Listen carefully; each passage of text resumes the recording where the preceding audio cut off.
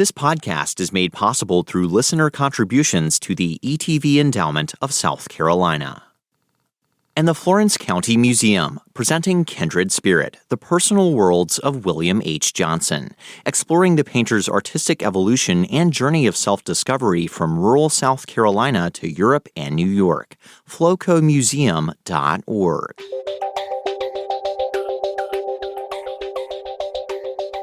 From South Carolina Public Radio, this is Walter Edgar's Journal.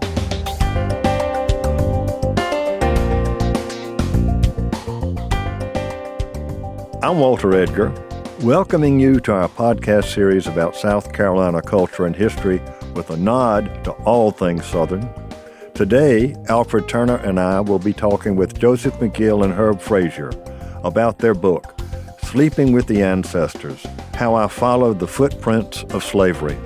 The book tells the story of Joseph's groundbreaking project to sleep overnight in former slave dwellings that still stand across the country, revealing the fascinating history behind those sites and shedding light on larger issues of race in America. Joseph McGill and co-author Herb Frazier talk with us this week about the slave dwelling project and about the sometimes obscured or ignored aspects of the history of slavery in the United States. Joe and Herb, it's great to have you on the show today to talk about your joint publication, Sleeping with the Ancestors, How I Followed the Footprints of History.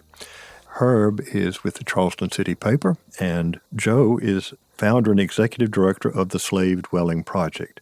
So, gentlemen, tell me about how you first got together. I know some of it, but I think it's an interesting story. Where did you first hook up on this, what would become this project? I remember meeting Herb at Magnolia Plantation and Gardens, where we were co-workers, but Herb has a previous account of our meeting. Well, I'll give you the short version to a long story. In 1992, I've been a journalist since the 1970s, and at that time I was working for the Post and Courier in Charleston, and I was president of a local organization called the South Carolina Coastal Association of Black Journalists, and we were affiliated with the National Association of Black Journalists, NABJ, and we were putting on a regional conference of black journalists in Charleston. And we wanted to show our visitors some of the history of Charleston, give them a sampling of Gullah culture. And also I wanted to introduce them to Joe McGill, who at the time was a park ranger at Fort Sumter National Monument. And Joe was also a Civil War reenactor. He had started a Black Civil War reenactment unit, Massachusetts 54th Company I. And so I called him the first time. I knew of him, but I called him. And what he did, we went out to Fort Sumter. It was nighttime, and he was dressed in his Civil War uniform, and he was standing in front of a campfire, and he narrated the story of a black soldier who volunteered to fight on the Union side during the Civil War. And that was 1992. Many years passed, and then Joe and I reconnected around 2009 or so when I was at Magnolia Plantation and Gardens. I had left daily journalism, and I was working as the PR director at Magnolia. And he was part of a team who was evaluating the renovations of the 1850-era slave cabins at Magnolia. And that's how when he first articulated the idea of spending a night in a slave dwelling. And why is that important, Joe?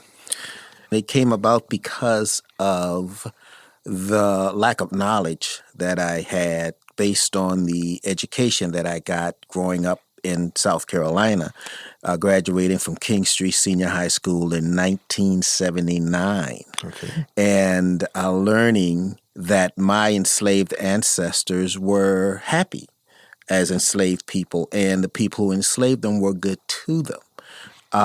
Until I became a park ranger at Fort Sumter National Monument, I had no need to counter any of that because I was just operating on that knowledge. But becoming a park ranger at Fort Sumter National Monument required that I do additional research.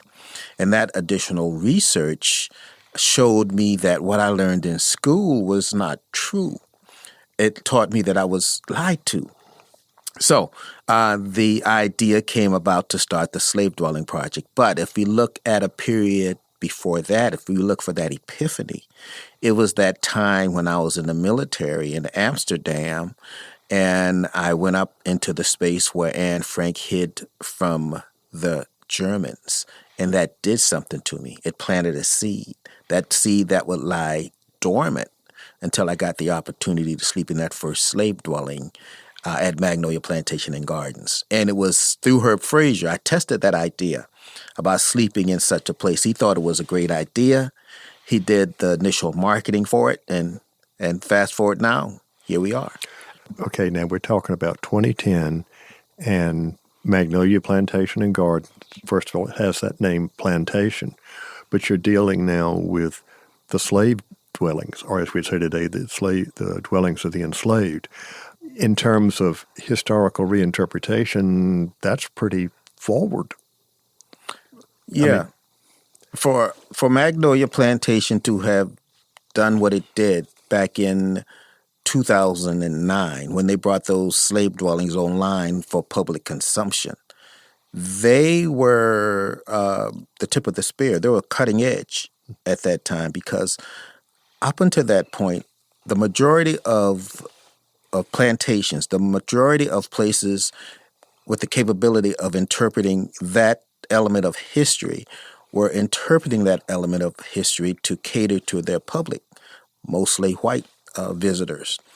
And to add to that element the story of enslaved people, you're tinkering with your base. You're tinkering with your audience. You're giving them something that they don't necessarily come to see at your site.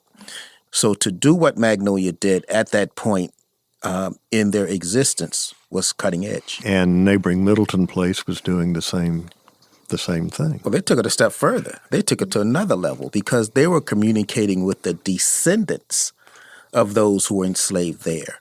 And that's something that they did then that we're still trying to encourage other organizations to do. I must have done a show about that time, because I got calls from somebody I had grown up with who was now involved with public sites in Kentucky. And she kept saying, "How can you people in South Carolina do this?" And I said, well, guess what? It's not just with private organizations like Middleton and Magnolia. It's now at public sites in the state of South Carolina. And she said, well, I thought you folks in South Carolina were always way off the mark on these things. But y'all are kind of leading the way. And it may have come late, but in many ways, South Carolina, in its reinterpretation of historic sites, was leading the way. Well, I also add, Walter, that was a very good question in the sense that, yes, Magnolia was at the tip of the spear, cutting edge. But for me personally, as a kid who grew up in Charleston and as a black journalist, working at Magnolia allowed me to use the experiences I'd had writing about slavery, history, the Caribbean, West Africa, bring expose that knowledge to Magnolia to help Magnolia craft public programming to bring in a more diverse audience to Magnolia. Well, in some of the things that you have written, the term plantation is a toxic word, and it just so happens that recently the New York Times ran a story on the Columbus, Mississippi pilgrimages, which has to do with the interpretation of historic properties in that state. But then you've also got Natchez and Holly Springs and all of those. And that's where Plantation and Tara, Gone with the Wind, is still going strong. Mm-hmm. Yeah. Well, first, let me address the word plantation. So the jury's out on the use of that word. When I worked at Magnolia Plantation and Gardens, in front of my audience, I would ask, is this your first time visiting a plantation in your life? And a lot of the people would raise their hand, yes, this is my first time visiting a plantation. And I say, well, that's a trick question. I'm going to ask you that same question, just a different way. And then I asked, well, have you visited Mount Vernon, Montpelier, Monticello, or the Hermitage? They say, yeah, I visited those places. I said, well, then you visited a plantation. Somebody in the existence of those places, or when they were coming online, made it their business not to call them that, because they didn't want that negative connotation applied to this place where you come in to see Gone with the Wind. So that's why, they pulled the term plantation off of the place. I think the word plantation should be applied to all of those places that once were. Now, we get the word and we overuse it because we'll stick the word on anything. We'll stick it on a housing development that was never historically a plantation, or at least a plantation that they gave it the name for. We got plantation shutters. We got plantation coffee. Well, of course, in the 17th century English terminology, a plantation was simply a farm. If you got 50 acres when you were freed from being indentured servitude, you got a plant that was called a plantation. And then somehow it morphed into probably courtesy of Hollywood and other things into a fantasy world, except for those who live there. But you're right. People don't always want to, when you pull back the curtain, they're not happy about that. Yeah, they don't want to see that sausage being made. And that's not just true about people who are visiting southern sites. You spent some time sleeping in northern sites and causing some problems. Yeah, causing problems, good problems. And because, again, going back to where I was left in 1979, the education I got, a lack thereof, in my mind, slavery was relegated to a plantation in a southern state. But what that excluded in my mind, that urban slavery that went on, but it also excluded that northern slavery that existed also. And in that northern slavery, even after the revolution, when those northern states and what were then colonies started to emancipate slavery within their boundaries, they were still complicit, because the insurance companies that were putting insurance on these enslaved people were in northern states. The banks holding mortgages on these enslaved people were in northern states. The shipbuilders, the ships were being owned by northerners. The factories adding value to the cotton were in those northern states. And actually the emancipation in the northern colonies, northern states, didn't happen immediately.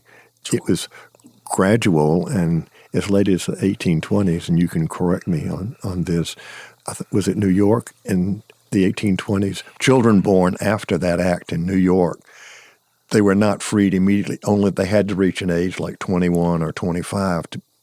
So they were still going to be enslaved for another quarter century. Yeah, and not only that, the laws said of that period, whatever that state said slavery ends, all the state is saying that you can't own them anymore. Pennsylvania, a good example. Pennsylvania had a rule on the books that said if you enslave a person for 6 months, you have to free that person. Well, some Pennsylvanians would enslave them for 5 months and some change, send them back down south, bring in a whole new batch, start the process all over. Even George Washington, one of 12 slave-owning presidents, practiced that when he was in our nation's capital of Philadelphia. Well, it's interesting, and I always love a good quote. Charles Sumner, who was considered one of the most radical abolitionists, made a statement that no person had ever been born enslaved on the soil of Massachusetts. And you have that quote. It's baloney. Yeah, it is. To be frank, Massachusetts abolished slavery in 1783. The largest enslaver in the state of Massachusetts was Isaac Royal Sr. Part of his 500-acre plantation is now Tufts University. Isaac Royal Jr. was one of the founders of Harvard Law School, made his money from the slave market. But the thing is, just recently, maybe 2 or 3 years ago, Harvard committed $100 million towards a fund that's going to do research into genealogy and just examine their ties to that institution of slavery. Quite frankly, it's not going to be difficult to find the ties. It's just like in South Carolina when things were being discussed about renaming buildings on the university campus and elsewhere, if something were named for an individual who lived prior to the American Civil War, the odds were 99.99% that they were going to be a slave owner. I mean, that was just a basic fact. Yeah. We've talked about the Slave Dwelling Project, and of course that's part of the title of the book. But can we get into how you guys decided to write the book and some of the content? Well, as the Slave Dwelling Project approached its 10th anniversary, Joe got to the point that he felt very strongly that he needed something to document what he had been doing. And there had been previous attempts by the University of Virginia and the University of Georgia Press to collaborate with Joe on a project, but those fell through. And I was at Magnolia, and I was watching him do his travels, and I participated in a few of the sleepovers, and we were having conversations. And we said, "Okay, Joe, I think I got the time, and the energy, and I'll help you." What helped get this jumpstart this writing process, Joe had been writing blogs, 500-word blogs, in some of his early stays, and those blogs were posted on websites, and other people wrote blogs about their experiences with them as he joined them as the process unfolded. And so we brought all those blogs together, and then we started bringing in the history of some of the sites, and then using archival material to bring in the voices of the enslaved. And that's the key. That was very important because we tried to tell as many of the narratives of enslaved people at some of the significant sites where he had visited. You started off, obviously, here in South Carolina. Where was your first? As the project exists right now, the Slave Dwelling Project, it was Magnolia Plantation. And, there I was inside the building by myself trying to get to sleep. There was an oak tree. That oak tree is still there. The wind blew. It would interact with the roof, and I had to get up about 5 times to verify that was what I was hearing. I thought about, mothers giving birth to enslaved children, and biologically those children are theirs. But the laws of that period said no, they're chattel. And not only are you enslaved, but your children and your children's children will be enslaved. You thought about running away, but then you thought about those bloodhounds that are trained specifically for catching you or chasing you when you run away. You think about your labor, stolen labor.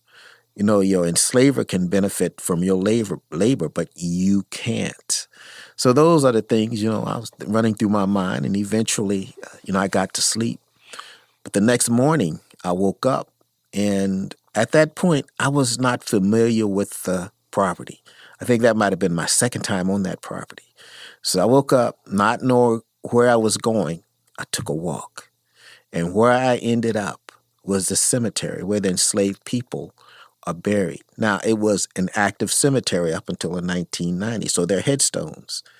But some of those headstones indicated that some of those people were born enslaved but died free. And beyond that point, between that point and where the tree line starts, is a grassy area. And in that grassy area, you could see indentions in the earth. And this is those indentions in the earth that are places where enslaved people are buried, because if those enslaved people were lucky enough to have been buried in a box, that box eventually gave way, and the earth above it conformed to that. So it was those indentions, those people in those graves, that gave me that indication that I was doing it for them. Because while they were here on this earth, their voices were muted. And the slave dwelling, Joe McGill is now their voice. Well, you now perform a ritual before you go into a dwelling house. Did you do that on the first one, the water ritual? No. It was just explain that because it was just me. It's you can pour libations, you can honor the enslaved ancestors in the manner of wanting to call on them, get their permission to do what you do. Now, was I doing that initially? No, I wasn't. Not when I was alone. Now, when people started joining me, there were those who wanted to do that, and I would allow them to do it if anybody else in the audience did not have objections. Nobody ever objected. So yes, there is that ceremony of pouring libations and seeking the permission from the ancestor, letting them know that you come in peace and in your intent. And now it's been a while since we did one of those. If somebody wants to do that in the future, because we still do the sleepovers, we welcome it. All right, where was your first Northern sleepover?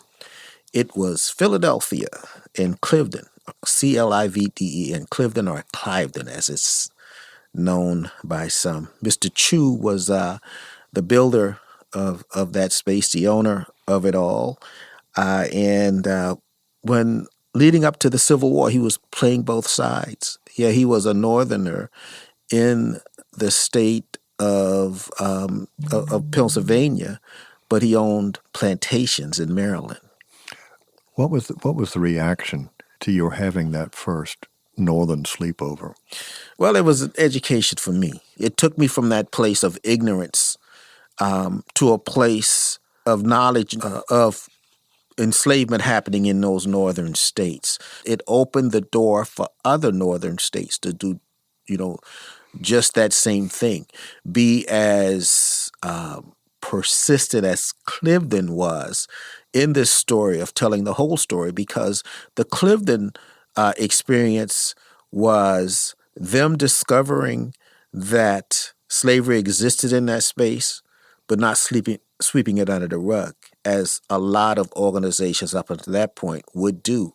Well, they took that information and they used it as their incentive to seek funding to do more thorough research and create an exhibit talking about that very subject of the enslaved people who inhabited those spaces.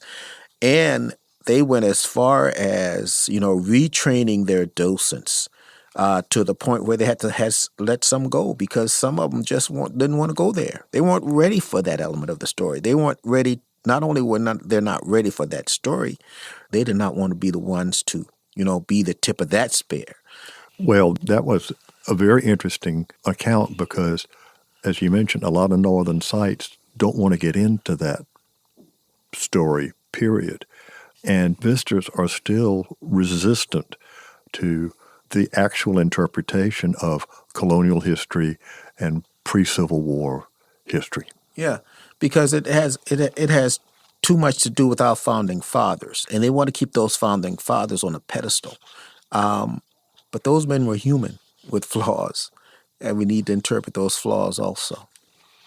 Your final chapter deals with the memories of enslaved people that were taken during the New Deal period in South Carolina, the Federal Writers Project. WPA. The WPA. Mm-hmm. Okay. Herb, you want to talk about that? Well, that's one of the sources that we leaned on heavily to try to bring forward those voices of those people who had been enslaved. And it was quite revealing, I think, for both of us to hear those accounts and to figure out how we were going to use those stories.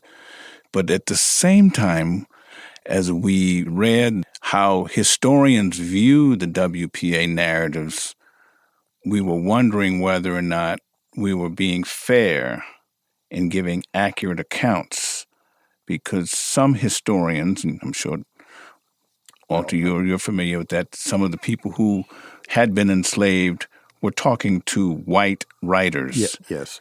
And were they telling the truth? Yeah, that Charles Joyner actually raised that question in his work down by the riverside. Yeah. It just so happened that the woman who recorded the slave narratives in the Georgetown County area knew what she was doing and how to get those who had been enslaved to basically talk freely. Other places, particularly if the individual taking down the narratives was an older white male, then the former enslaved person sort of told him what he wanted to hear. So some people say, well, you just can't use those narratives. I would say you can, but listen for the silences. Mm-hmm. Darlene Clark Hine told me that a long time ago. She said, when you listen and when you look and you read between the lines, you can learn a lot. And we also use them to create composites situations. There's a section in the book where we talk about the Chillin's house, where the elder enslaved woman in the community who wasn't able to work in the field, she would sit in a cabin with the younger children and then take the infants to the field where their mothers could nurse them.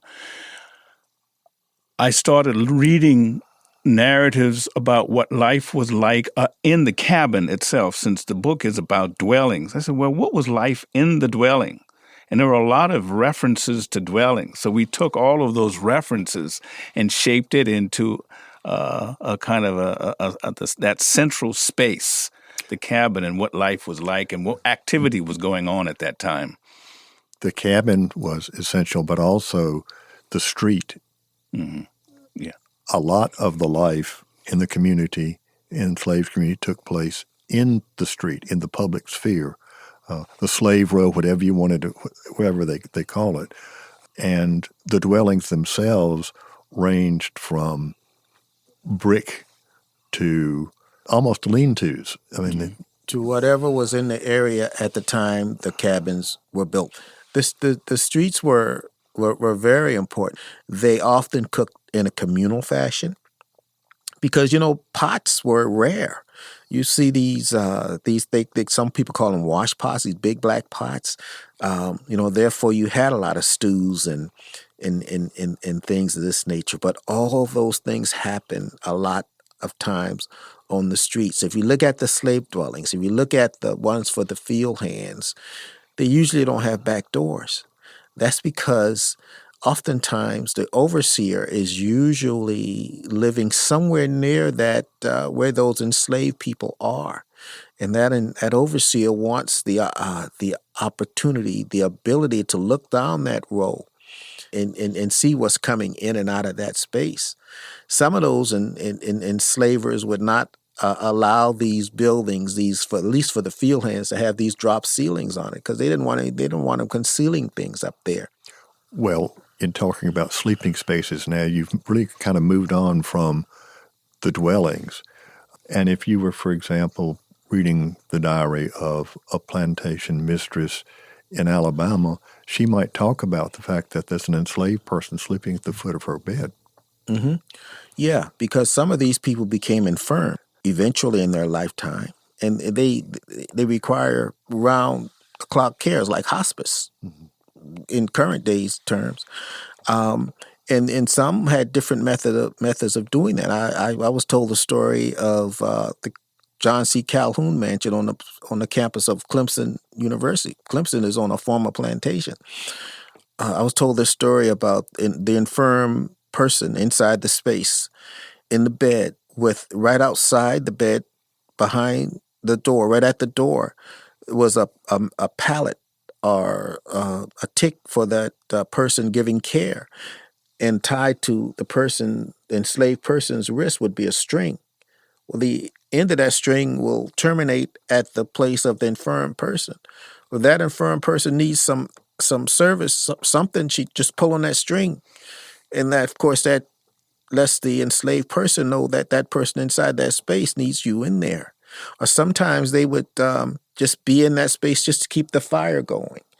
It depended on what that person needed at whatever time that was. My point in raising this is some folks will say, oh, the slave dwellings down there.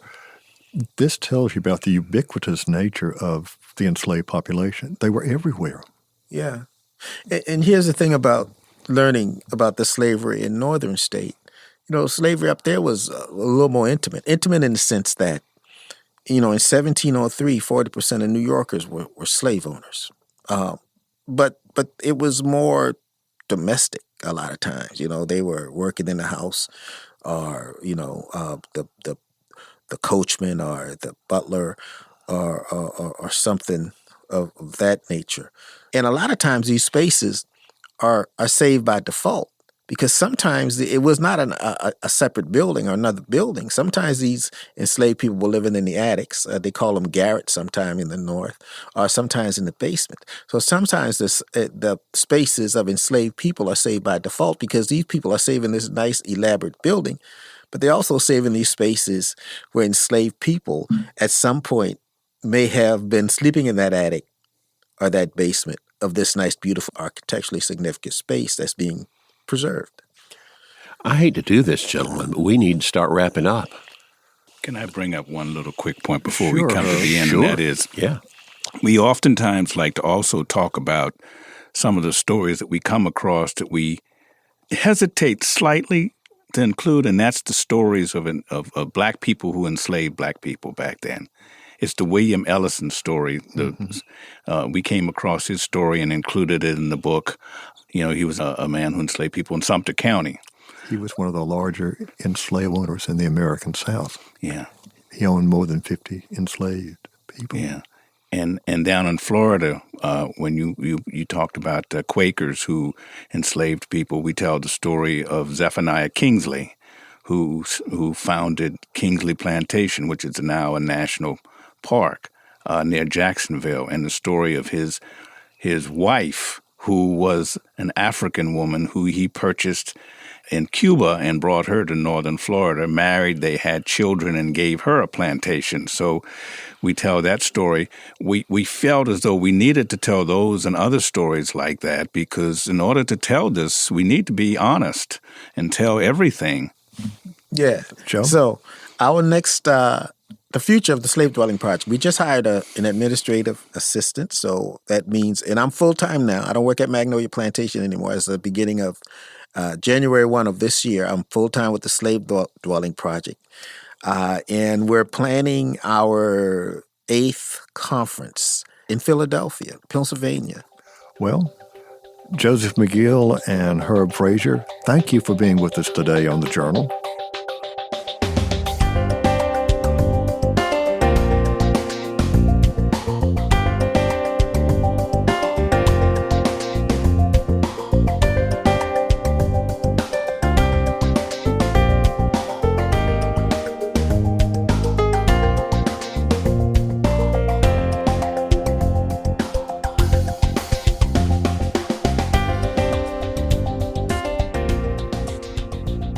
I hope you learned something from our conversation today. I know that I did. Since founding the Slave Dwelling Project in 2010, Joseph McGill has been spending the night in slave dwellings throughout the South, but also the North and the West, where people are often surprised to learn that such structures exist.